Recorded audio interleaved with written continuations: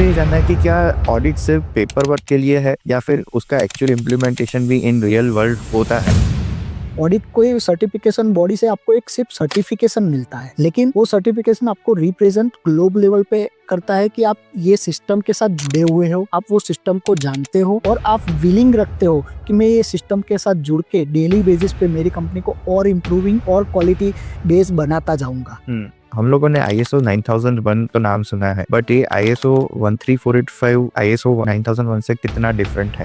ISO 13485 में ISO 9001 inbuilt है। Packaging time पे ऐसे कौन से कंप्लायंस होते हैं जो फॉलो करने होते हैं? जो मेडिकल डिवाइस है वो टोटल 4 क्लास में डिवाइडेड है, क्लास A, B, C और D as for the Indian regulation. For the class A device you need ISO 1 lakh room. For class B you need ISO class 10,000 clean room requirement for the production facility, and for class C and D consecutively you required ISO 1000 and 100 as per the product requirement. Okay, so basically products की जो उसकी making है और उसकी जो process है वो define करती है कि कौन से क्लास में वो प्रोडक्ट बननी चाहिए, ओके। क्योंकि उसका रिस्क फैक्टर उसके साथ जुड़ा हुआ है। इंडिया में सही में कितने लोग ये क्लीन रूम के प्रोटोकॉल्स को फॉलो करते हैं? अगर ना करे तो क्या प्रोडक्ट क्वालिटी डैमेज होती है कि नहीं होती? ये MDR 2017 के बाद तो ये कंपल्सेशन हो गया है कि आपका सेटअप एज पर ISO 13485 होना ही चाहिए। एक ऐसी इंडस्ट्री बताइए कि जो क्वालिटी के नाम पर बहुत ही ज़्यादा अच्छा काम कर रही है, इंडिया में पर्टिकुलर।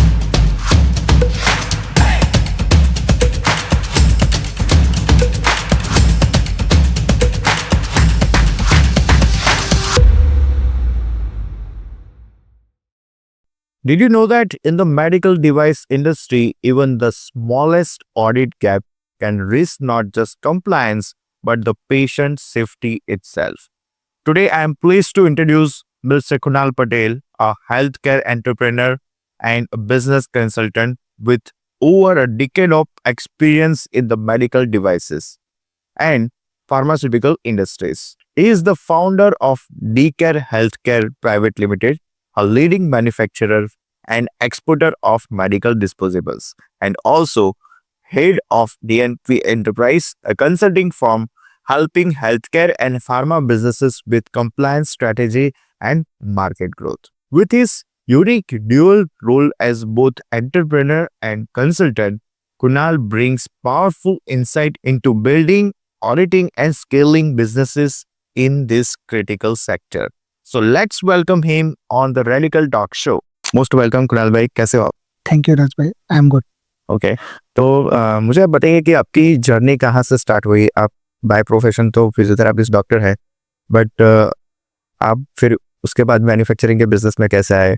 और बीच में आपने मुझे बताया कि कंसल्टेंसी भी प्रोवाइड करते हो फॉर पर्टिकुलर ISO 13485 के लिए। तो पूरी जर्नी बताइए और इस बिजनेस में कैसे आए वो भी मैं जानना चाहूँगा।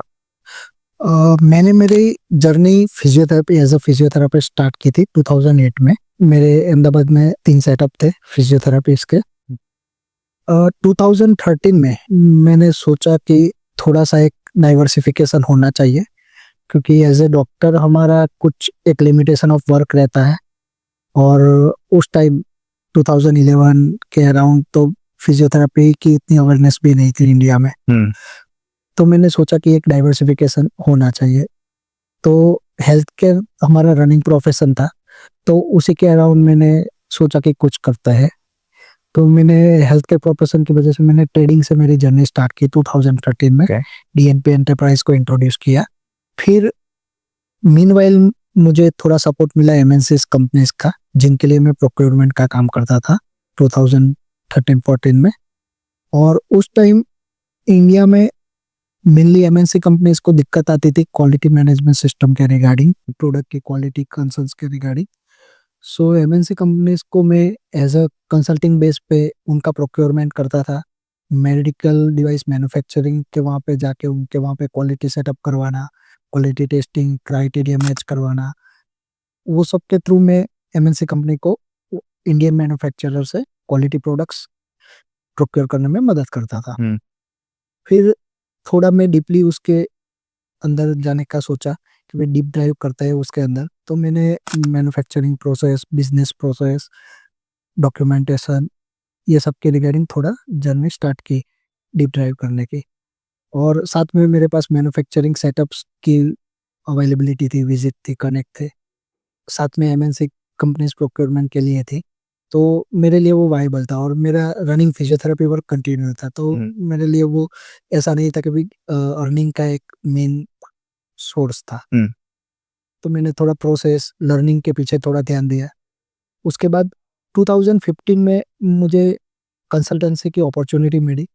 मैंने 2-3 मैन्युफैक्चरिंग सेटअप को प्रॉपर सेट करवाया, उनके लिए लाइसेंसिंग डॉक्यूमेंटेशन का वर्क किया।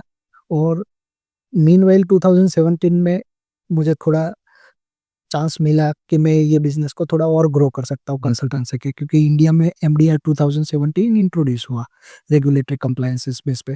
पहले भी रेगुलेटरी था फूड एंड ड्रग डिपार्टमेंट के थ्रू, लेकिन आईएसओ 13485 का कंप्लायंस एमडीआर 2017 आने के बाद थोड़ा स्ट्रिक्ट हो गया रेगुलेटरी के थ्रू और एड ऑन हो गए। ओके। तो मैन्युफैक्चरिंग सेटअप को डॉक्यूमेंटेशन के रिगार्डिंग आईएसओ 13485 सेटअप के हिसाब से मैन्युफैक्चरिंग फैसिलिटी बिल्ड करने के रिगार्डिंग, वो सब के रिगार्डिंग ज़रूरत लगी। तो मेरा एक कंसल्टेंसी पाथवे में मुझे थोड़ा ग्रोथ मिला उसके अंदर।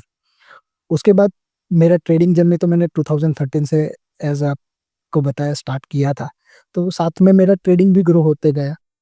तो वहाँ पे फिर मैंने सोचा 2021 में मैं अपना खुद का भी एक मैन्युफैक्चरिंग सेटअप लगाऊँ।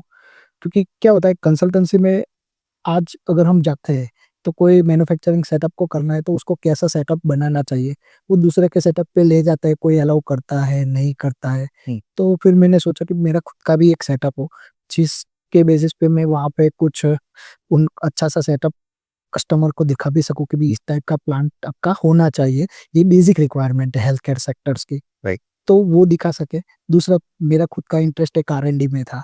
तो अपनी खुद की एक क्लिनिकल सेटअप लेबोरेटरी हो तो हम अच्छी तरह से आर&डी भी कर सकते हैं अपनी प्रोडक्ट और प्रोडक्ट डेवलपमेंट के पीछे।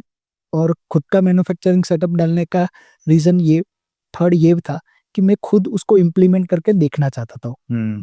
क्योंकि मोस्टली कंसल्टेंट क्या होता है कि वो लोग सिर्फ और सिर्फ कंसल्टेंसी देते हैं कंपनीज को कि भाई ये इम्प्लीमेंट कर दो, ऐसा होना चाहिए, सिस्टम ये कह रहा है। लेकिन उसके पीछे प्रैक्टिकल्स कहाँ पे हर्डल आ रहे हैं, नहीं हो रहा है, क्यों नहीं हो रहा है, कहाँ पे टॉप मैनेजमेंट गलती कर रहा है, कहाँ पे एम्प्लॉय गलती कर रहा है। तो मैंने सोचा कि मेरा खुद का भी एक मैन्युफैक्चरिंग सेटअप होगा तो ये सारी चीज़ों को मैं प्रैक्टिकली समझ पाऊंगा थोड़ा बेटरली।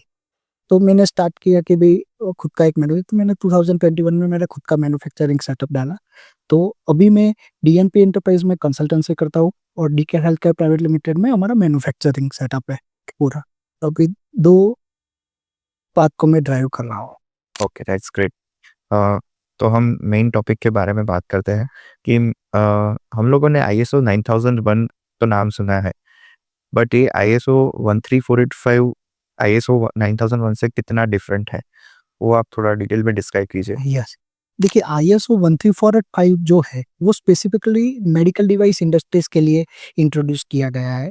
आईएसओ 13485 में आईएसओ 9001 इनबिल्ट है। उसके अलावा स्पेसिफिकली उसको ऐसे डिजाइन किया गया है कि वो प्रोडक्ट की सेफ्टी इंश्योर करता है, प्रोडक्ट का रिस्क इंश्योर करता है और कस्टमर को सेफ और सिक्योर प्रोडक्ट प्रोवाइड करने के लिए पूरी एक सिस्टम्स है जो आपकी मैनेजमेंट, प्रोक्योरमेंट, प्रोडक्शन और डिस्पैच तक की और आफ्टर डिस्पैच ट्रेसेबिलिटी तक की एक पूरी सिस्टम बना के दे रही है आपको। ओके। तो और आईएसओ 9001 में ऐसा है कि ओनली सिर्फ और सिर्फ एक मैनेजमेंट है जो रनिंग, हम एडमिनिस्ट्रेटिव मैनेजमेंट जो बोलते हैं, डिस्पैच, एडमिनिस्ट्रेटिव परचेस, वहां तक की एक सिस्टम है। मुझे इसमें ये जानना है कि like we are into process instruments, so generally हमारा जो भी मटेरियल है वो क्लीन रूम में जाता है।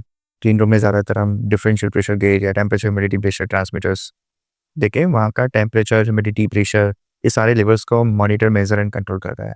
तो ये ISO 13485 में ऐसे कैसे पैरामीटर्स है जो वो लोग अपनी क्लीन लैब में देखते हैं कि इतना मेंटेन होना चाहिए, या फिर पैकेजिंग टाइम पे ऐसे कौन से कंप्लायंस होते हैं जो उनको फॉलो करने होते हैं, वो थोड़ा डिटेल में डिस्क्राइब कर सकते हो? सही है। आईएसओ 13485 की जो सिस्टम है वो मेडिकल डिवाइसेस को पूरा बिलोंगिंग करती है कि उसका जो प्रोडक्शन सेटअप है वो कौन से पैरामीटर्स के थ्रू बना होना चाहिए। जैसे कि क्लास ए और बी डिवाइस है। एक्चुअली जो मेडिकल डिवाइस है वो टोटल 4 क्लास में डिवाइडेड है, क्लास ए, बी, सी और D.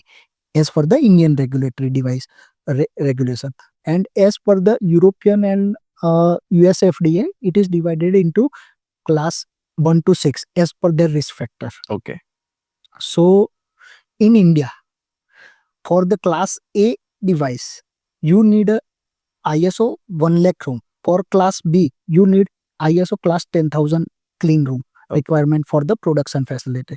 And for class C and D, consecutively you required ISO 1000 and 100 as per the product requirement. Okay. So basically products की जो उसकी मेकिंग है और उसकी जो प्रोसेस है वो डिफाइन करती है कि कौन से क्लास में वो प्रोडक्ट बननी चाहिए, Okay. क्योंकि उसका रिस्क फैक्टर उसके साथ जुड़ा हुआ है। हम्म। तो बेसिकली जो आपने बताया कि आपका रेडिकल टेकट में आप जो गेज मीटर है, टेम्परेचर सेंसर है, तो मोस्टली ये सारा हमारा फार्मा, मेडिकल डिवाइस और फूड इंडस्ट्रीज लाइन है। उसके पैरामीटर में जो भी क्लीन रूम्स बनते हैं, वो सारे क्लीन रूम में आपके जो इंस्ट्रूमेंट है वो मस्ट रिक्वायर होते हैं कि उसकी प्रोसेस को मॉनिटर करने के लिए। राइट। क्लीन रूम की जो भी प्रोसेस होती है उसमें गेज मीटर भी चाहिए होता है, क्योंकि वो एक नेगेटिव प्रेशर से वर्किंग करता है पूरा क्लीन रूम, और एयर साइकिल कंटिन्यूअस रन रहती है उसके अंदर। तो एयर फ्रिक्वेंटली चेंज होती रहती है, उसमें फिल्टर्स भी लगते हैं, micron, 0.3 micron, 3 micron, 5 micron, 10 micron, like that. So ये सारी सिस्टम को मॉनिटर करने के लिए भी आपके जो इंस्ट्रूमेंट है वो उसमें यूज होते हैं। टेम्परेचर सेंसर्स है, ह्यूमिडिटी सेंसर है, गेज मीटर है, ये सारी चीजें मोस्ट कॉमनली यूज होती है। और फार्मा का क्लीन रूम भी मस्ट रिक्वायर्ड है फार्मा और मेडिकल डिवाइस इंडस्ट्रीज में भी है, as per the MDR 2017। Okay. तो आप मुझे अपने एक्सपीरियंस से बताइए कि ये जितनी भी प्रोडक्ट रेंज आपने बताई क्लास 1 से लेके 6 तक, तो इंडिया में सही में कितने लोग ये क्लीन रूम के प्रोटोकॉल्स को फॉलो करते हैं? अगर ना करे तो क्या प्रोडक्ट क्वालिटी डैमेज होती है कि नहीं होती, और क्या क्या प्रॉब्लम्स आ सकते हैं प्रोडक्शन लाइन पे, वो थोड़ा मुझे समझाइए। Yes, 100% sir. देखिए इसमें ऐसा है कि इंडिया में आफ्टर ये MDR 2017 के बाद तो ये कंपल्सेशन हो गया है कि आपका सेटअप एज पर ISO 13485 होना ही चाहिए। उसके पहले भी सेटअप थे, अच्छी क्वालिटी के सेटअप भी थे अवेलेबल। हाँ, कुछ जो लो रिस्क प्रोडक्ट थी उसमें शायद कुछ मिस आउट था, वहाँ पे गैपिंग था। लेकिन वो आफ्टर 2017 वो भी अभी इंडियन गवर्नमेंट ने उसको रेगुलराइज कर दिया है और स्ट्रिक्टर कर रही है रूल्स को मेडिकल डिवाइसेस के रिगार्डिंग, जिससे क्या है कि हम लोग जो मार्केट और ग्लोब में हमारी प्रेजेंस है उसको बढ़ा पाए मेडिकल डिवाइसेस की। और जो रिक्वायरमेंट है क्लास 10,000 रूम की, वो प्रोडक्ट के उसकी स्पेसिफिकेशन के हिसाब से ही होती है। और वो अगर ना हो तो प्रोडक्ट में काफी सारे प्रॉब्लम्स अकर होते हैं, जैसे कि डस्ट पार्टिकल आना, बाद में फिर पायरोजन एक्टिविटी का पाया जाना, स्टरिलिटी इश्यू आना, प्रोडक्ट की जो उसकी सेल्फ लाइफ है उसके साथ भी दिक्कत हो सकती है, और अल्टीमेटली ये पेशेंट सेफ्टी का मामला है। तो मोस्टली गवर्नमेंट भी इंश्योर करती है और मैन्युफैक्चर फैसिलिटी को भी इंश्योर करना चाहिए कि उनका सेटअप प्रॉपर कंप्लायंस के थ्रू बना होना चाहिए, और 100% क्लास 10,000 डिवाइस, क्लास 10,000 ISO 7 के हिसाब से उनका प्रोडक्शन यूनिट होना चाहिए। Okay, got it. मुझे एक दूसरा इंटरेस्टिंग क्वेश्चन आपके लिए ये है कि ISO 13485 जो आप बता रहे हो, वो मैनेज कौन करता है? Is it own by government entity और कोई प्राइवेट कंपनी इसको मैनेज करती है? यस, देखिए गवर्नमेंट ने MDR 2017 जब इम्प्लीमेंट किया तो उसमें उन्होंने एक ऐसी रिक्वायरमेंट रखी कि भी जो आपका प्लांट है, मैन्युफैक्चरिंग फैसिलिटी है, वो एज पर ISO 13485 होनी चाहिए। गवर्नमेंट ने कुछ पार्ट उनका जो ऑडिट का पार्ट है for class A and B device, उन्होंने कुछ को वर्किंग किया हुआ है अदर एजेंसीज के साथ, सर्टिफिकेशन बॉडीज के साथ एक्रेडिटेड। तो क्लास A और B के लिए वो सर्टिफिकेशन बॉडी ऑडिट के लिए आती है, और क्लास C और D के लिए CDSCO से ही डायरेक्टली जो ड्रग ऑफिसर्स होते हैं वो ऑडिट के लिए आते हैं। ओके। तो जनरली आप बता सकते हो कि ये ऑडिटिंग जब होती है तो उसका बेसिक चार्ज क्या रहता है? इसमें कंसल्टेंसी का पार्ट अगर निकाल दे तो सिर्फ फीस की बात करें तो सर्टिफिकेशन के चार्जेस क्या रहते हैं वो? बिल्कुल सर, उसमें जो सर्टिफिकेशन बॉडीज होती है उसका गवर्नमेंट ने चार्ज फिक्स किया हुआ है, बेसिक मिनिमम चार्ज उसको फिक्स किया हुआ है, उसके साथ उसका ट्रैवल अलाउंस, आने जाने का जो भी ऑडिटर्स आता है उसका रहने का, वो सबके साथ, और आप कितनी प्रोडक्ट है, क्योंकि एक्चुअली क्या होता है, ऑडिट प्रोडक्ट बेस पे होता है, फैसिलिटी बेस पे होता है, तो 1 डे ऑडिट है, 2 डे ऑडिट है, तो उसके हिसाब से इसका चार्ज मोस्टली थोड़ा डेविएट होता रहता है।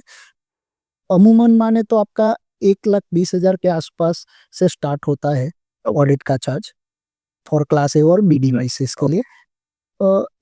डिपेंड ऑन आपके पास कितनी प्रोडक्ट रेंज है और कितना मैन डे ऑडिट होगा, उसके डिपेंडेंट कितने पर्सन आएंगे ऑडिटिंग के लिए, उसके मुताबिक फिर कंपनीज चार्ज करती है। उसमें कुछ कंपनीज मतलब सर्टिफिकेशन बॉडी ऐसी है जिनके पास अच्छा एक्रेडिटेशन है, तो वो थोड़ा ज्यादा चार्ज करती है, लेकिन उसकी ग्लोबल प्रेजेंस भी ऐसी है, आपको उसका रिवॉर्ड भी मिलता है, क्योंकि वो ऑलरेडी ग्लोबल मार्केट में रेप्यूटेड है, तो उनकी रेपुटेशन का बेनिफिट आपको मिलता है अगर आप वो एक्रेडिटेशन बॉडी से अगर आप ISO 13485 करवाते हैं। फॉर एग्जांपल TUV है, DNV है, BIS है, सो ये सारी रेप्यूटेड ऑडिटेड फर्म है जो काफी सालों से वर्क कर रही है ये सिस्टम के अंदर, और उनकी ग्लोबल प्रेजेंस काफी अच्छी है। ओके। एक और क्वेश्चन ये है कि जब हम कोई एक सर्टिफिकेशन लेते हैं ISO 13485, तो उसका टाइम पीरियड क्या होता है, लाइक कितने टाइम तक वो वैलिड रहता है, और ongoingly, not because of the compliance, but अगर हमारी सिस्टम को स्ट्रॉन्ग बनाना है तो आप क्या सजेस्ट करते हो कि कितने टाइम ड्यूरेशन के बाद ऑटोमेटिक हमें उसको फिर से करवाना चाहिए? देखिए, ऑडिट ऑलरेडी इसमें जो सर्टिफिकेशन बॉडीज होती है ना, वो 3 साल का आपको सर्टिफिकेशन देती है, लेकिन एवरी ईयर उसकी ऑडिटिंग होती है, तो एवरी ईयर आपका ऑडिट फिक्स है। उसके अलावा अगर आपको आपकी सिस्टम को एंश्योर करना है, स्ट्रॉन्ग बनाना है, तो आपकी सिस्टम में ISO 13485 में ऑलरेडी इंटरनल ऑडिट का भी एक ऑप्शन है। तो मोस्टली इंटरनल ऑडिट्स आपकी साल में 2 बार होती है, जो आप कोई प्राइवेट एंटिटी कंसल्टेंट से भी करवा सकते हैं, जो ISO 13485 लीड ऑडिटर्स है उनके थ्रू करवा सकते हैं। प्लस आपके जो वेंडर्स है उनकी एक्सटर्नल ऑडिट भी आप उनके थ्रू करवा सकते हैं। और ईयरली आपकी जो सर्टिफिकेशन बॉडी है उनका तो ऑडिट आना है, तो वो ईयरली बेस रहता है ऑडिट का फ्रेम, और सर्टिफिकेट जो होता है वो 3 साल का इश्यू होता है। ओके। एक और क्वेश्चन ये है, मैंने मेरे एक्सपीरियंस से देखा है, क्योंकि हम जनरली फार्मा कंपनीज पे जब हम मटेरियल सप्लाई करते हैं, वो लोग हमारे पास ऐसे डिमांड करते हैं कि जो भी इंस्ट्रूमेंट्स हो उसका हम जो एक्चुअल वैल्यू है उसको अगर हमें अलग दिखाना है तो क्या आपके डिवाइस में पॉसिबल है? तो जनरली हमने ऐसा केसेस देखे हैं कि जब ऑडिट आती है, तो अगर उनका रूम टेम्परेचर सही नहीं है या फिर ह्यूमिडिटी सही नहीं है, एयर पार्टिकल्स ज़्यादा आ रहे हैं, तो उन लोगों को जब कैलिब्रेशन होता नहीं है टाइम पर, तो ये जो रॉन्ग वैल्यूज़ वो दिखाते हैं ऑडिट में। तो मुझे ये जानना है कि क्या ऑडिट सिर्फ पेपर वर्क के लिए है या फिर उसका एक्चुअल इम्प्लीमेंटेशन भी इन रियल वर्ल्ड होता है? क्योंकि हमारे पास साल में 10% केसेस ऐसे होते हैं जिनको सिर्फ दिखाने के लिए मटेरियल लेना होता है। नहीं, आपकी बात सही है। इसमें क्या है, 2 पर्सपेक्टिव अगर हम पकड़ के चले तो है, क्योंकि मेरी खुद की कंपनी भी है, तो मैं प्रैक्टिकल भी एक अप्रोच लेके चलता हूँ, एज़ अ कंसल्टेंट भी चलता हूँ और एज़ अ प्रैक्टिकल अप्रोच भी लेके चलता हूँ। तो कभी-कभी क्या होता है कि ऑडिट एक सिस्टम है, जो वन टाइम इम्प्लीमेंट नहीं होती है। वो डेली आपकी एक लाइव स्ट्रीमिंग है, जो आपको डेली बेसिस पे अपडेट करती जाएगी। आप जो भी उसमें इम्प्लीमेंट डालते जाते हो वो प्रोसेस को स्टेप बाय स्टेप फर्दर और अच्छा स्ट्रॉन्ग और सिक्योर करती जाएगी। तो ऑडिट एक वन टाइम चीज नहीं है कभी भी। सबसे पहले तो सब लोगों की जो सोच होती है कि भाई ऑडिट करवाने से ये चीज होता है, एक्चुअली वो उनकी खुद की इम्प्रूवमेंट के रिगार्डिंग है। ऑडिट कभी भी कोई सर्टिफिकेशन बॉडी से आपको एक सिर्फ सर्टिफिकेशन मिलता है, लेकिन वो सर्टिफिकेशन आपको रिप्रेजेंट ग्लोब लेवल पे करता है कि आप ये सिस्टम के साथ जुड़े हुए हो, आप वो सिस्टम को जानते हो और आप विलिंग रखते हो कि मैं ये सिस्टम के साथ जुड़ के डेली बेसिस पे मेरी कंपनी को और इम्प्रूविंग और क्वालिटी बेस बनाता जाऊंगा। तो ये एक सही अप्रोच है कि आप उसको उस हिसाब से लेके चलो। दूसरा, आपने बताया कि कोई कंपनी ऐसे इश्यूज और आपको कोई ऐसा मतलब बोलती है कि भी आप थोड़ा हमको सेटअप करके दो, ऐसा रॉन्ग वर्ड मतलब आपका मेजरमेंट दिखाए या फिर आपका वैलिडेशन हो जाए या कैलिब्रेशन रिपोर्ट, तो प्रैक्टिकल होता होगा कहीं पे हम्म। और कोई करते भी होंगे, लेकिन अल्टीमेटली अगर उनको एक अच्छा सेटअप और अपनी प्रोडक्ट की ब्रांड वैल्यू और प्रोडक्ट का डेवलपमेंट चाहिए, तो उनको ये सिस्टम को ऑलवेज इम्प्रूवमेंट देना ही पड़ेगा। उनको खुद वो सिस्टम को इम्प्लीमेंट अपने फैसिलिटी पे करना ही पड़ेगा और जो प्रैक्टिकल है उस हिसाब से ही चलना पड़ेगा। फिर ये रॉन्ग मेजरमेंट और वो चीज से आप सिर्फ ऑडिट तो फेसिंग कर लेंगे, लेकिन सही में आप अपनी प्रोडक्ट को डेवलप नहीं कर पाएंगे, प्रोडक्ट की ब्रांडिंग नहीं कर पाएंगे वहां पे जो स्टेज पे आप अपना विजन लेके चल रहे हो। तो ये अल्टीमेटली बिजनेस और विजन की बात होती है कि आप अपने प्रोडक्ट को कहाँ पे देखना चाहते हो।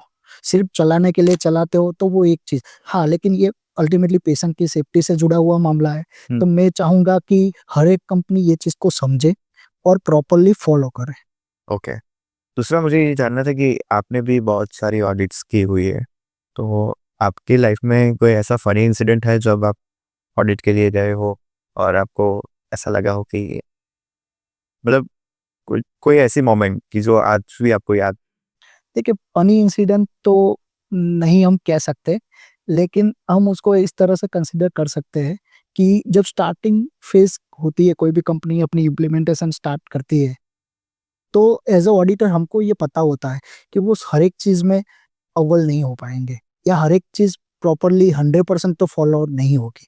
तो ऑडिटर का मेन काम ये रहता है कि वो छोटी छोटी एनसीस निकाल के उनको स्टेप बाय स्टेप ड्रिवन करे, वहां से आगे ले जाए।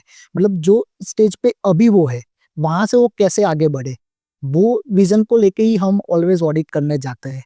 हाँ, उनकी ओर से काफी सारे ऐसे क्वेश्चंस होते हैं कि सर ये हर एक चीज हम कैसे मैनेज करें, हमने तो ये सोचा ही नहीं था कि ये चीज को भी आप ऑडिट में कवर करोगे। तो कभी कभी क्या होता है कि वो सोचते हैं कि भी ये पार्ट तो नहीं कवर होगा, ये पार्ट ऑडिट के अंदर नहीं आता होगा, लेकिन ऐसा नहीं है। सिस्टम एक पूरी आपकी फैसिलिटीज के रिगार्डिंग है, आपके एम्प्लॉय के साथ जुड़ी हुई है, आपकी प्रोडक्ट के साथ जुड़ी हुई है। तो ऑलवेज सिस्टम आपको उसमें इम्प्रूवमेंट देने के लिए हम लोग हर बार नए पॉइंट्स के साथ उनको एंसिस देते रहते हैं, छोटी मोटी। Right right. आप मुझे अपने एक्सपीरियंस से बताओ कि जितनी भी मैन्युफैक्चरिंग कंपनीज है पर्टिकुलर इन मेडिकल डिवाइस, वो ज़्यादातर इम्प्लीमेंटेशन वाइज कहाँ पे गलती करते हैं? देखिए, सब इम्प्लीमेंटेशन में सब लोग गलती सिर्फ वहां पे करते हैं कि वो सिर्फ उसको डॉक्यूमेंटेशन दिखाने के चक्कर में रहते हैं। मतलब जैसे कि कोई कंपनी है, वो आज सर्टिफिकेशन ले ले, लाइसेंस ले ले, वहां तक का ही थिंकिंग करते हैं। मतलब अल्टीमेटली वो प्रॉब्लम उनका नहीं है, उनके माइंडसेट का है।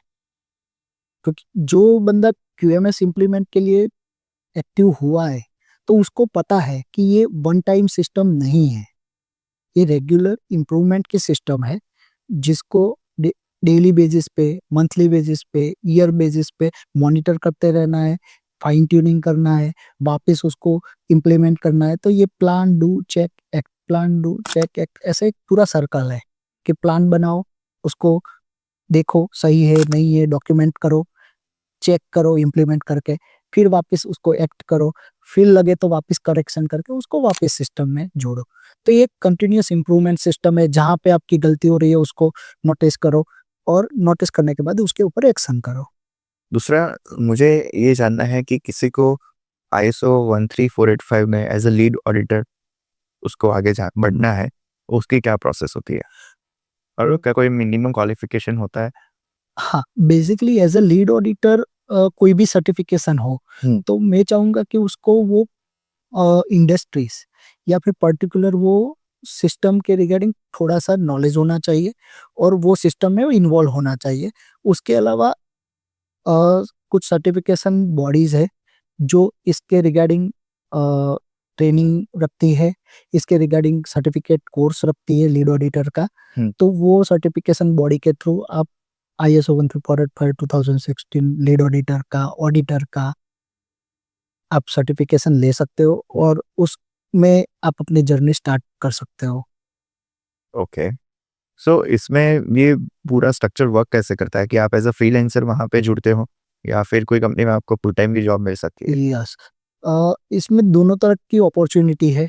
आप जैसे कि फ्रीलांसर जुड़े, तो फ्रीलांसर भी जुड़ सकते हो। आप चाहो तो कोई सर्टिफिकेशन बॉडी के साथ अलाइन होके भी वर्क कर सकते हो।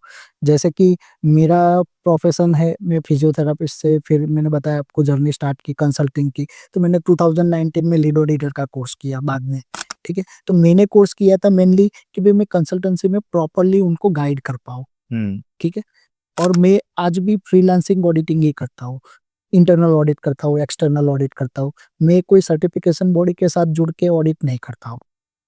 तो ओके। सर्टिफिकेशन बॉडी के साथ क्या होता है कि जैसे आप सैलरी बेस कहीं पे जॉब कर रहे हो या फिर किसी के साथ कॉन्ट्रैक्ट बेस पे काम कर रहे हो, तो आप उनके लिए ही काम करते हो, या फिर 2-3 जो भी आप फ्रीलांसिंग करते हो, तो वो बॉडी के लिए आपको कंटिन्यूअस वहाँ पे प्रेज़ेंट रहना पड़ता है। हम्म। मेरे केस में मैं खुद एक फ्रीलांसर ऑडिटर हूँ, साथ में मैं इंटरनल ऑडिट, एक्सटर्नल ऑडिट करता हूँ, साथ में मेरी खुद की भी मेडिकल डिवाइस की मैन्युफैक्चरिंग सेटअप है। तो मेरा रोल थोड़ा डाइवर्सिफाइड है, तो मैं उसको एक नॉलेज के तहत लेके चला था स्टार्टिंग से, कि भी मैं उसमें क्या और इम्प्रूवमेंट कर सकता हूँ, मेरी खुद की कंपनी में क्या इम्प्रूवमेंट कर सकता हूँ, दूसरों की जो मेरी कंसल्टिंग फर्म है, उनकी कस्टमर्स है, उनकी कंपनी में क्या इम्प्रूवमेंट ला सकता हूँ।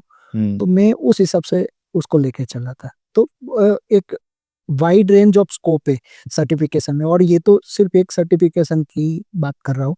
ऐसे काफ़ी सारे आईएसओ सर्टिफिकेशन है जो अलग-अलग इंडस्ट्रीज़ को रिप्रेज़ेंट करते हैं, अलग-अलग प्रोसेस को रिप्रेज़ेंट करते हैं। जैसे कि इवन हमारी इंडस्ट्री में ही है आईएसओ 1400 जो है वो रिस्क मैनेजमेंट के लिए है। उसके अलावा एनवायरनमेंट का आता है, उसके अलावा आईएसओ 9001 है, फायर सेफ्टी का है, तो काफ़ी सारी उसमें भी सर्टिफिकेशन बॉडी में काफ़ी सारी डाइवर्सिफिकेशन है, हम्म। जिसमें आप अपना ग्रोथ मैप और रोड मैप लेके चल सकते हो। ओके। और कोई भी मैन्युफैक्चरर के लिए या फिर कोई भी एंटरप्रेन्योर है, उनके माइंड में फर्स्ट ये मिथ क्या होता है regarding to your this type of certification? देखिए, सर्टिफिकेशन के लिए कोई भी मैन्युफैक्चर का सबसे बड़ा मिथ ये होता है कि ये सिर्फ़ और सिर्फ़ डॉक्यूमेंटेशन वर्क है, और वो सिर्फ़ उसको पेपर वर्क तक ही सीमित करके रखता है। हम्म। तो वहाँ पे जो वो उसको सीमित करके रखते हैं, उससे उनका ग्रोथ भी सीमित हो जाता है। हम्म। वो एक फुल स्केल मोड पे जा नहीं सकते, हम्म। क्योंकि उनके पास सिस्टम नहीं है, उनके पास ट्रेसेबिलिटी नहीं है। तो हर एक गलती, सेम गलती वो वापस वहाँ पे होती रहती है। स्टाफ के थ्रू भी वो गलती रिपीटेड होती रहती है। हम्म। तो अगर आपके पास कोई भी सिस्टम हो, तो आप वो गलती को ट्रेस कर सकते हो, उसको डिटेक्ट करके फिर उसको सुधार सकते हो, और वापस वो ना हो, उसके लिए भी सिस्टम का होना बहुत ज़रूरी है। ओके।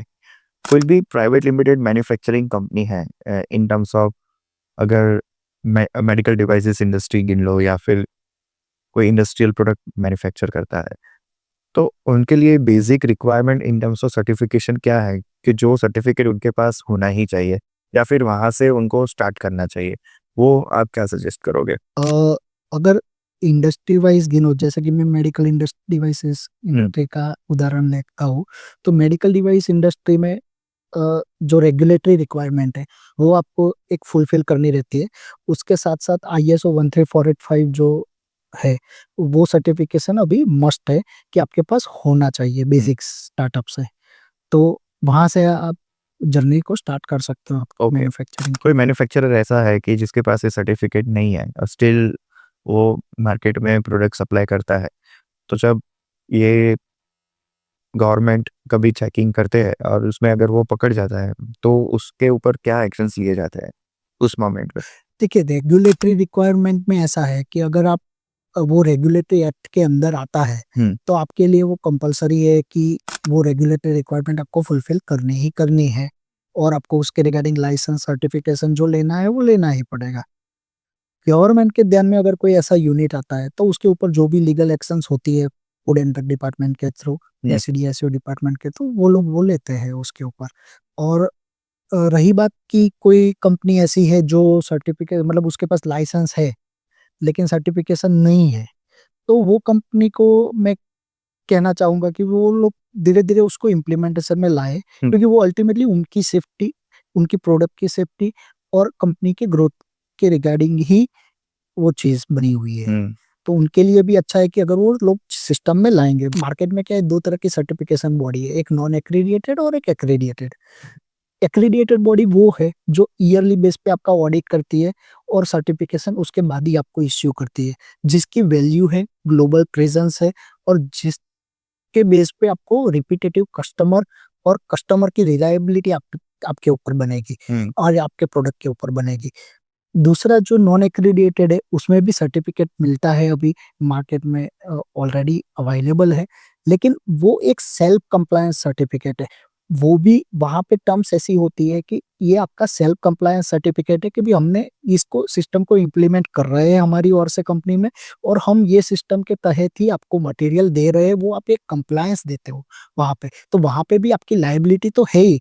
सब लोग ऐसा सोचते हैं कि भई मैंने सर्टिफिकेट ले लिया, मेरी लायबिलिटी खत्म हो गई, ऐसा नहीं है। वो एक सेल्फ कंप्लायंस सर्टिफिकेट होता है और वहाँ पे भी आपकी लायबिलिटी प्रेज़ेंस ही है। ओके।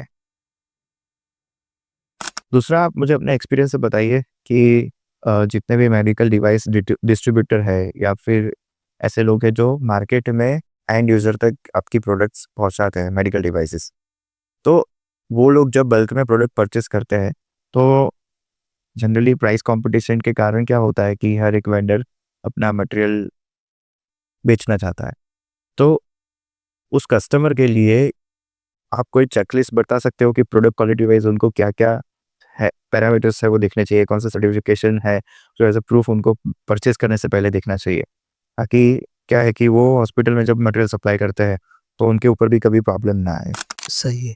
देखिए, इसमें अगर हम लेके चले जैसे कि मेडिकल डिवाइस इंडस्ट्री है, तो उसमें ओनली लाइसेंस मैन्युफैक्चर का नहीं होता है। हुँ, साथ में जो सप्लाइज़ करते हैं, डीलर है, डिस्ट्रीब्यूटर है, ट्रेडर है, उनको भी एक होलसेल लाइसेंस लेके चलना पड़ता है गवर्नमेंट की ओर से।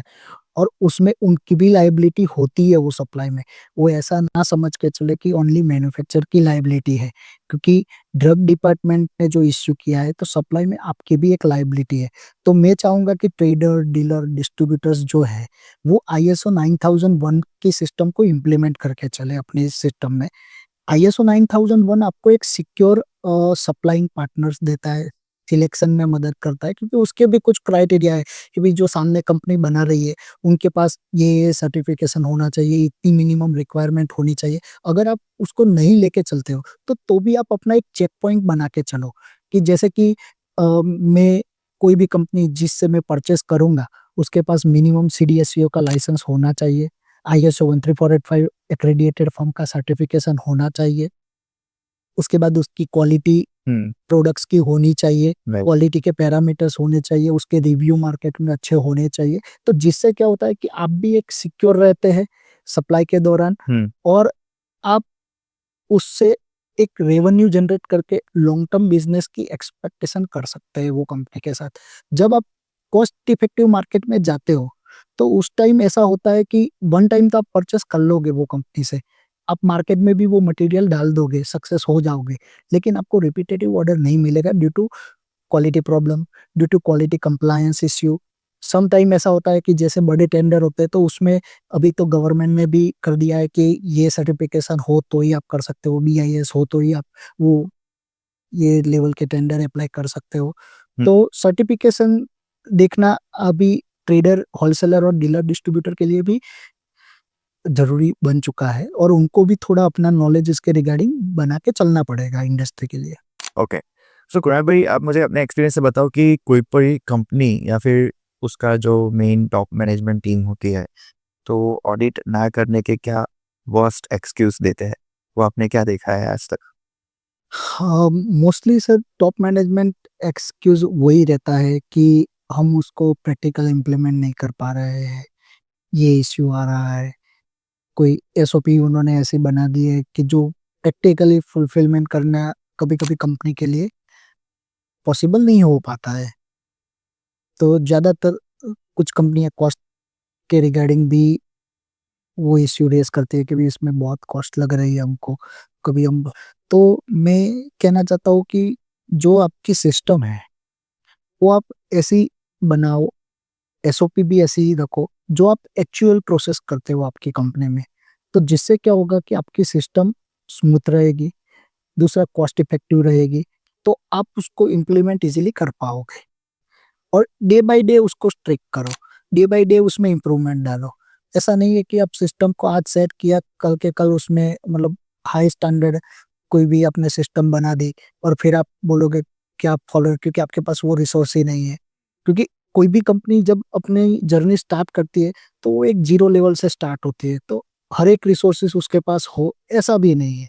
तो ऑलवेज कंपनीज को कभी जो क्वालिटी मैनेजमेंट सिस्टम है वो कॉपी पेस्ट नहीं करना चाहिए। अभी मेनली इश्यू मार्केट में ये हो रहा है कि जो कंसल्टेंट होते हैं या फिर जो भी कंपनी के ओनर होते हैं वो कहीं से सिस्टम को कॉपी पेस्ट कर देते हैं।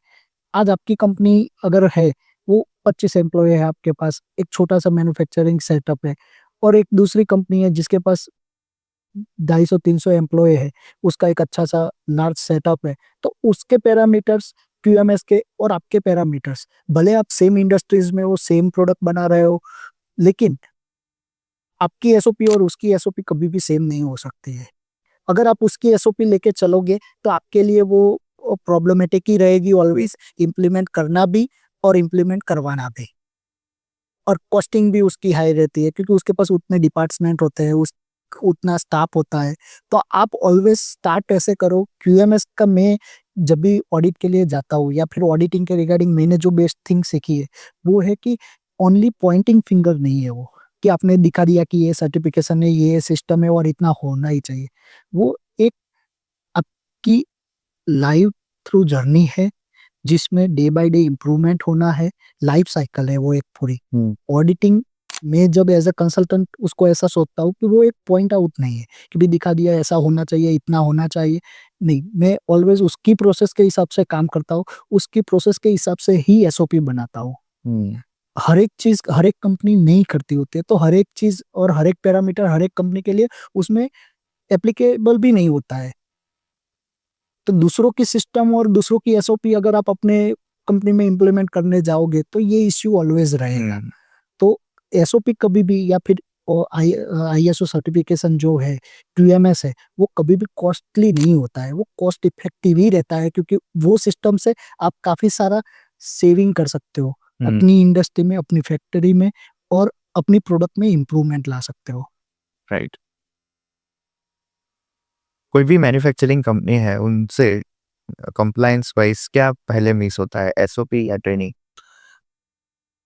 देखिए दोनों की रिक्वायरमेंट कंपल्सरी है।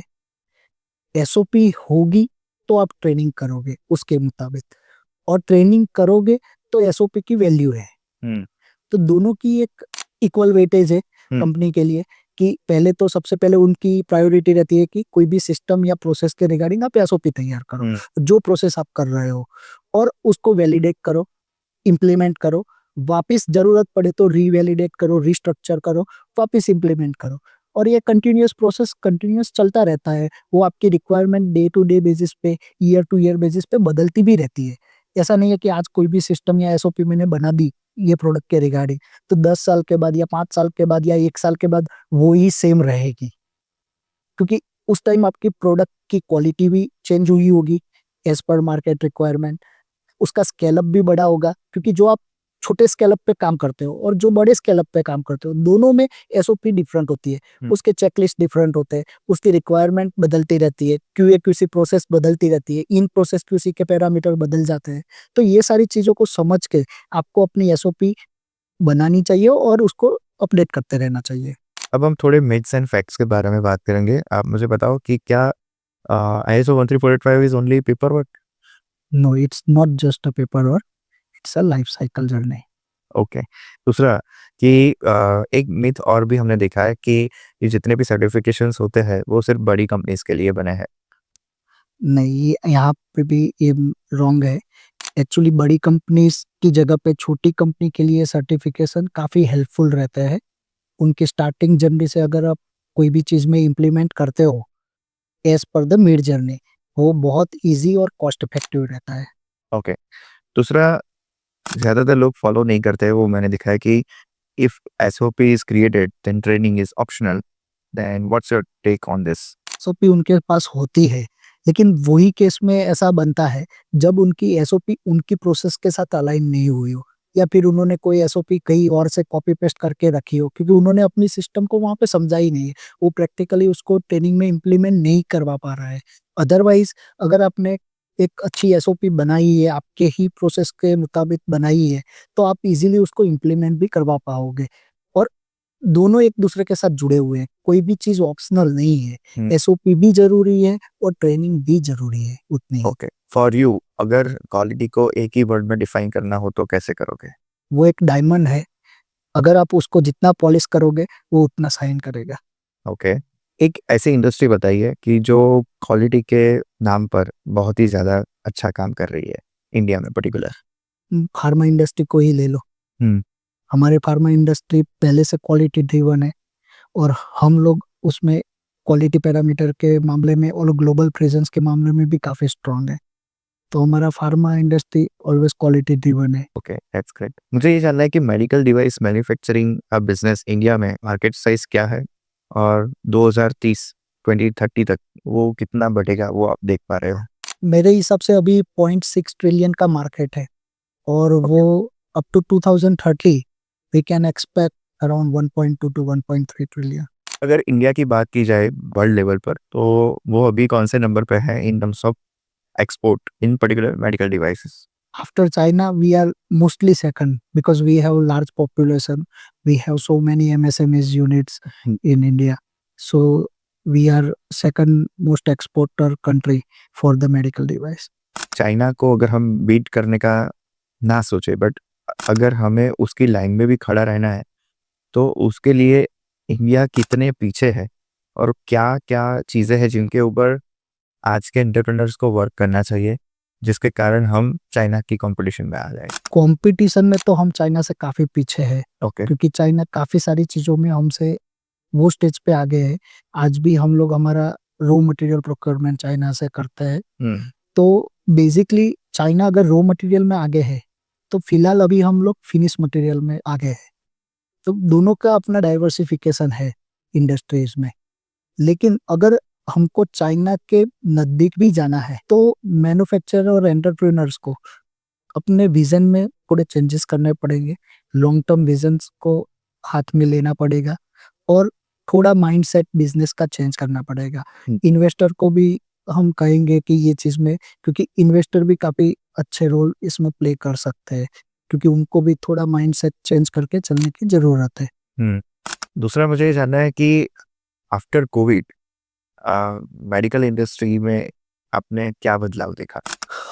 मेडिकल डिवाइस इंडस्ट्री में इंडिया में specially after Covid drastic changes आए, क्योंकि एमडीआर 2017 तो 17 में इंट्रोड्यूस किया था गवर्नमेंट ने, लेकिन ड्यू टू कोविड वो थोड़ा एक्सटेंड हो गया। तो आफ्टर कोविड जो हमारे पास फैक्ट्स एंड फिगर अगर हम लेके चले तो पहले गवर्नमेंट के पास मेडिकल डिस्पोजेबल डिवाइसेस में हार्डली 1000 नंबर्स ऑफ रजिस्ट्रेशन थे, जो अभी मल्टीप्लिकेशन होके अराउंड अबव 40,000 50,000 हो चुके हैं। तो उस हिसाब से मेडिकल डिवाइस इंडस्ट्री काफी रेगुलराइज हुई है। सर्टिफिकेशन की वैल्यू सबको समझ में आई है, क्वालिटी की वैल्यू सबको समझ में आई है और सब लोग उस हिसाब से अपने हिसाब से उसमें इम्प्लीमेंटेशन कर भी रहे हैं। ओके, आप मुझे ये बताओ कि आफ्टर कोविड हमको ये जानने को मिला कि बहुत सारी ऐसी प्रोडक्ट्स थी कि जो इंडिया में मैन्युफैक्चर ही नहीं होती थी, क्या होती थी तो इतना स्टॉक हमारे पास नहीं होता था। लाइक जस्ट एक एग्जांपल की बात करें, YM95 मास्क, उसके बाद आया PPE किट्स। तो यही सारा मैन्युफैक्चरिंग इंडिया में होता तो था, बट अगर क्वालिटी की बात करें तो इतना स्टैंडर्ड क्वालिटी में नहीं मिलता है। तो मुझे जानना है कि आज इन 2025 आप ऐसी कौन सी प्रोडक्ट रेंज देख रहे हो कि जिसके ऊपर इंडिया को आज काम करना चाहिए ताकि फ्यूचर में ऐसे कोई नए पेंडेमिक्स आते हैं तो ऐसी कौन सी प्रोडक्ट रेंज है जो इंपोर्ट कर रहे हैं कहीं से, बट वो जल्दी से जल्दी हमें इंडिया में बनाना स्टार्ट करना चाहिए? तो ये पेंडेमिक की बात करें कोविड की, तो कोविड के दौरान एक्चुअली वो डिमांड डबल हो गई थी। दूसरा, ऐसा नहीं था कि इंडियन इंडस्ट्रीज वो चीजें बना नहीं रही थी, लेकिन Indian industries always volumetric base पे नहीं वर्क कर रही थी पहले भी, वो डाइवर्सिफाइड वर्क करती है। अगर हम केसेस लेके चले तो आज इंडियन इंडस्ट्री में सबसे ज्यादा रोल एमएसएमईज का है। तो जो एमएसएमईज है वो सारे स्मॉल स्केल इंडस्ट्रीज है, वो नीड बेस्ड चीज बनाते हैं और नीड बेस्ड चीज प्रोक्योर करते हैं। तो और जब चाइना है, वो चाइना ऑलवेज डबल प्रोडक्शन मतलब हाई वैल्यू प्रोडक्शन और हाई स्केल प्रोडक्शन करके चलता है। तो वो दो विजन बहुत डिफर है करते हैं और उसकी वजह से उस टाइम इंडिया में उसकी अवेलेबिलिटी या शॉर्टेज के इश्यू हुए थे। लेकिन उस टाइम भी इंडिया ने काफ़ी अच्छा परफॉर्म किया था, काफ़ी फास्ट मैन्युफैक्चरिंग इंडस्ट्री ग्रो की थी और हमने मार्केट को ऑलमोस्ट 30% सप्लाई किया है, ग्लोबल मार्केट को भी। हमारी नीड तो वहाँ पे कंप्लीट की हुई है, लेकिन ऑलमोस्ट ग्लोबल मार्केट को भी 30% सप्लाई किया हुआ है। ओके। तो आप ये बताइए कि ऐसी कौन सी प्रोडक्ट है जो आज भी हम इंपोर्ट करते हैं, बट अगर कोई एंटरप्रेन्योर बिजनेस करना चाहता है तो उसमें बहुत अच्छा स्कोप है जो हम इंडिया में खुद मैन्युफैक्चर कर सकते हैं? देखिए हम लोग ज़्यादातर क्या करते हैं कि रॉ मटेरियल को इंपोर्ट करते हैं और उसको फिनिश तक ले जाते हैं। मैं चाहता हूँ कि अगर हम लोगों को फ्यूचर में फ्रंट पेज पे रहना है या फिर अदर जो डेवलप कंट्रीज है उनके कंपैरेटिवली भी खड़ा रहना है, तो थोड़ा-सा माइंडसेट चेंज करना होगा। हम लोगों को ही प्रोडक्ट ऐसी बनानी होगी जो यहाँ पे इंडिया में ही उसका रॉ मटेरियल बने, इंडिया में ही फिनिश हो। तो हम एक एडवांटेज वहाँ पे ले सकते हैं और आज भी काफ़ी सारी ऐसी प्रोडक्ट है, मोस्टली हम पकड़ के चल सकते हैं कि इंडिया आज भी मेडिकल डिवाइस और फार्मा इंडस्ट्रीज़ में 80% रॉ मटेरियल चाइना से प्रोक्योर करता है। तो वहाँ पे काफ़ी अच्छा गैप है, उसको आप फिलिंग कर सकते हो। लेकिन उसके लिए आपको एक थोड़ा विज़न बड़ा लेके चलना पड़ेगा, क्योंकि वो सारी इंडस्ट्रीज़ ऐसी है, क्योंकि रॉ मटेरियल एक ऐसी इंडस्ट्री है कि वहाँ पे आपका प्राइमरी इन्वेस्टमेंट ज़्यादा रहता है और मोस्टली इंडियन एंटरप्रेन्योर में ये देखा गया है कि वो लोग उतने रिस्क ड्रिवन नहीं होते हैं या हायर रिस्क नहीं लेते। हाँ, थोड़ा-सा गवर्नमेंट का भी उसके पीछे रोल है। अगर गवर्नमेंट ये चीज़ के रिगार्डिंग अभी तो उन्होंने काफ़ी अच्छा इंसेंटिव स्टार्ट किया हुआ है। काफ़ी सारे प्रोडक्ट के जैसे कि इंडक्टर है, सेमीकंडक्टर है इंडस्ट्री, फिर उसके अलावा अभी डिफेंस की इंडस्ट्रीज़ में भी गवर्नमेंट ने काफ़ी सारा इंसेंटिवाइज़ किया हुआ है। उसके अलावा रॉ मटेरियल के बेसिस में भी वो इंसेंटिवाइज़ कर रही है गवर्नमेंट अपने इंडियन एंटरप्रेन्योर को। तो थोड़ा-सा अगर उस दिशा में भी हम सोचे तो कर सकते हैं, उसमें भी काफ़ी अच्छा। दूसरा मुझे ये जानना है कि आपकी जितनी भी प्रोडक्ट रेंज है वो सिर्फ one time use only products है, तो ये प्रोडक्ट रेंज दूसरी बार यूज हो सकती है? मतलब ऐसे कोई आपने केसेस देखे हैं कि जो मतलब कस्टमर को दूसरी बार यूज करना? वेरी रेयर केस में ऐसा होता है, वो भी कोई अनअवेयरनेस में कर दिया हो तो। मोस्टली ये डिस्पोजेबल प्रोडक्ट्स जो भी बनती है, वो मोस्टली वन टाइम कंपैटिबल ही होती है ज़्यादातर। ओके। और अगर हम उसके डिस्पोज़ की बात करें, तो ये ईज़िली डिस्पोजेबल या रिसाइक्लेबल होती है, क्योंकि वर्जिन मटेरियल से बनी हुई होती है, तो ईज़िली रिसाइक्लेबल रहती है। आपके हिसाब से आपके मैन्युफैक्चरिंग बिजनेस में सबसे बड़ा चैलेंज अभी क्या है जो आप फेस कर रहे हो? मैन्युफैक्चरिंग बिजनेस में चैलेंज की बात करें, बिजनेस खुद एक चैलेंज ही है ऑलवेज। अभी मार्केट थोड़ा कॉम्पिटिटिव है, लेकिन आप थोड़ा विजन अलाइन या फिर थोड़ा विजन डाइवर्सिफाइड करो, अपने प्रोडक्ट रेंज को थोड़ा बदलो या फिर प्रोडक्ट में कोई अपडेट करो या अपग्रेड करो, तो मेरे हिसाब से आपके लिए वो ईज़ी हो जाएगा। आपको लगेगा कि नहीं भी बिज़नेस ईज़िली अच्छा रन कर रहा है। क्योंकि आपको पता है कि अगर सेम चीज़ मार्केट में अवेलेबल है तो वो ऑलवेज़ कॉम्पिटिटिव रहेगी। लेकिन अगर आप उसमें कोई एडवांसमेंट करते हो या कुछ अपग्रेड करते हो, तो आपके लिए फर्स्ट मूवर एडवांटेज वहाँ पे रहता है। तो बिज़नेस आप ईज़िली रन कर सकते हो और वहाँ पे मतलब हम कॉम्पिटिशन से थोड़ा बाहर निकल के सोच सकते हैं उसके ऊपर। Right. You have worked as a doctor before and now you are entrepreneur. So आपकी की लर्निंग क्या रही है as a being entrepreneur from the last 6 to 7 years? मेरी की लर्निंग ये रही है कि मैं हर एक प्रोसेस और हर एक इंडस्ट्रीज को ऑलवेज डीप लर्निंग से देखता हूँ और उसमें हर नए स्कोप के रिगार्डिंग क्या मैं कर सकता हूँ, उसके रिगार्डिंग ऑलवेज सोच के मैं आगे बढ़ता हूँ। हम्म। ओके। दूसरा एक इंटरेस्टिंग क्वेश्चन ये है कि अ, आपको ज़्यादा इजी कौन सा फील्ड लगा, डॉक्टर का फील्ड या फिर बिजनेस का फील्ड? दोनों फील्ड की अपनी वैल्यू है कि एज अ डॉक्टर हमारे पे काफ़ी सारी रिस्पॉन्सिबिलिटी थी पेशेंट्स की और वहाँ पे भी एक कमिटमेंट रहता है, यहाँ पे भी एक कमिटमेंट है। वहाँ पे कमिटमेंट था कि भी पेशेंट का रिकवरी हम कैसे देते हैं, उनको अच्छी सांत्वना कैसे दे सकते हैं। क्योंकि आपको भी पता है कि ज़्यादातर जो डिसीज़ होते हैं, वो 70% तो थिंकिंग से ही स्टार्ट होता है। राइट।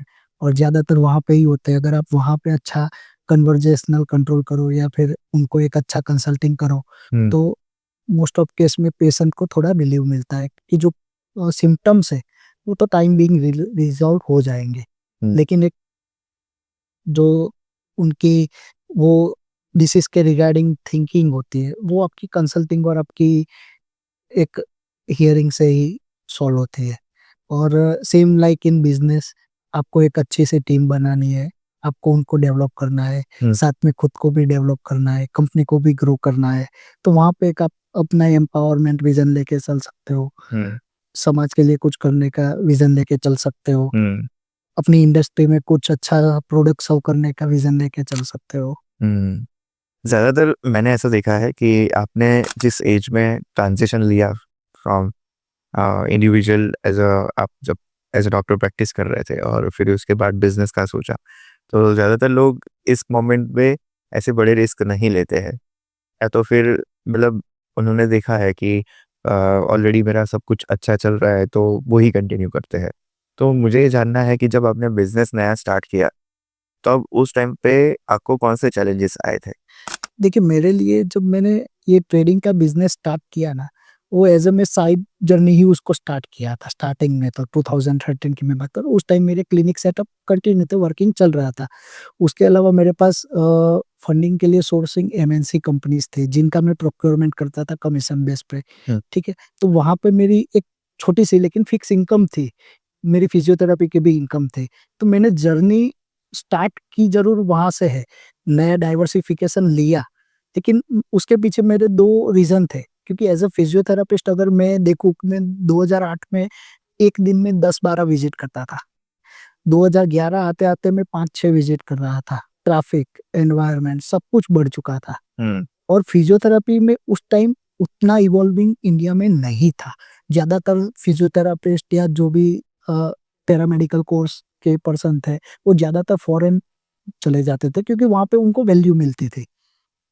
तो मैंने देखा कि भई ये चीज़ पे तो मैं अभी अवेलेबल हुई, लेकिन एज़ अ पर्सनल प्रोफ़ेशनल मैं जब तक वर्क करूँगा, तब तक मेरी वैल्यू है या फिर मेरे को वैल्यू मिलेगी, उसकी रिवॉर्ड्स मिलेगी। उसके बाद मेरा क्या?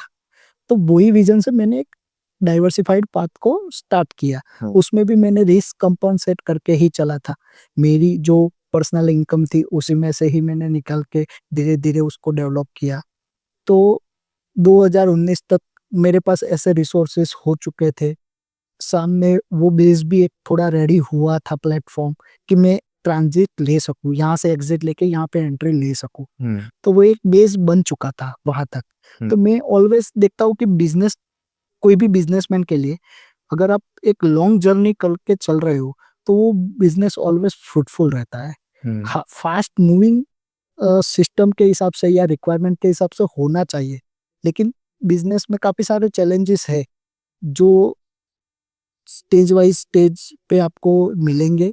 आप उसको रिज़ॉल्व करके आगे बढ़ सकते हो और वही मैंने मेरी जर्नी में किया और मैं एक चीज़ से एग्ज़िट लेके दूसरे में एंट्री ले पाया blindly. Okay. So one last question for you. अगर हमारे जितने भी व्यूअर्स हैं, वो process industry and manufacturing plants के ही है, तो आपको अपनी जर्नी से कोई एडवाइस देना चाहते हो, तो क्या एडवाइस करोगे? अ, देखिए, आप विज़न देखें, विज़न को मैपिंग भी करें, रोड मैप भी करें, ऑलवेज़ कुछ नया स्टार्ट करें, जो आप कर रहे हो, चाहे आप एम्प्लॉयी हो, चाहे आप एंटरप्रेन्योर हो, दोनों की अपनी-अपनी जगह पे वैल्यू है और दोनों को भी ग्रोथ अपॉर्च्युनिटी मिल सकती है, अगर वो सही अपना विज़न अलाइन करके चले तो। एम्प्लॉयी के लिए मैं बोलूँगा कि वो अपने कंपनी के साथ ट्रस्टवर्दी रहे, वहाँ पे अपना विज़न अलाइन करे, उनके विज़न के साथ मतलब कंपनी के विज़न के साथ वो अलाइन होके चलेगा तो उसका भी ग्रो है वहाँ पे। और एज़ अ एंटरप्रेन्योर मैं कहूँगा कि अगर आपको सक्सेस होना है, तो आप अपने एम्प्लॉयी के विज़न को भी साथ में लेके चलिए, हुँ, क्योंकि आप अगर एक अच्छी टीम डेवलप कर पाओगे, तो आप एक बड़ा-सा बिज़नेस बना पाओगे। और एज़ अ एंटरप्रेन्योर वो जो जर्नी आप कंप्लीट करते हो और वो जो उसकी रिलीफ मिलती है, वहाँ पे आपको ऐसा लगेगा कि नहीं एज ए एंटरप्रेन्योर मैंने इतना किया। तो एज ए एंटरप्रेन्योर ऑलवेज आपकी जर्नी ऐसी होनी चाहिए, गोल बेस्ड होनी चाहिए। देखिए अर्निंग तो आप एंटरप्रेन्योर बेस पे भी कर सकते हो, एम्प्लॉय बेस पे भी कर सकते हो। देखिए एंटरप्रेन्योर और एम्प्लॉय में यही डिफरेंट होता है कि एक विजन लेके चलता है और दूसरा वो विजन को अलाइन करने में या अचीव करने में मदद करता है। तो मेरे हिसाब से आपको अपनी सोच के हिसाब से आप क्या कर सकते हो, और आप जो भी जहाँ पे भी जो स्टेज पे हो तो वहाँ से आप अपनी जर्नी स्टार्ट भी कर सकते हो और डाइवर्सिफाई भी करके नए विजन के साथ अलाइन होके चल सकते हो। लेकिन ऑलवेज हर एक स्टेज पे लर्निंग बहुत ज़रूरी है। चाहे आप एम्प्लॉय हो, चाहे आप एंटरप्रेन्योर हो, दोनों को लर्निंग करती रहनी पड़ेगी और लर्निंग से ही आपका बेस नया क्रिएट हो पाएगा। अगर आपके पास वो लर्निंग स्किल नहीं है, तो सबसे पहले वो डेवलप करने की ज़रूरत है। Okay, got it. Okay, thank you so much Kunal भाई रेडिका टॉक शो पे आने के लिए, और आपने बहुत ही अच्छा डिटेल्ड में जो ऑडिट के रिगार्डिंग एक्सप्लेनेशन दिया है, ज़्यादातर हमारे व्यूअर्स को काम आएगा। तो thank you so much for your great insights. Thank you.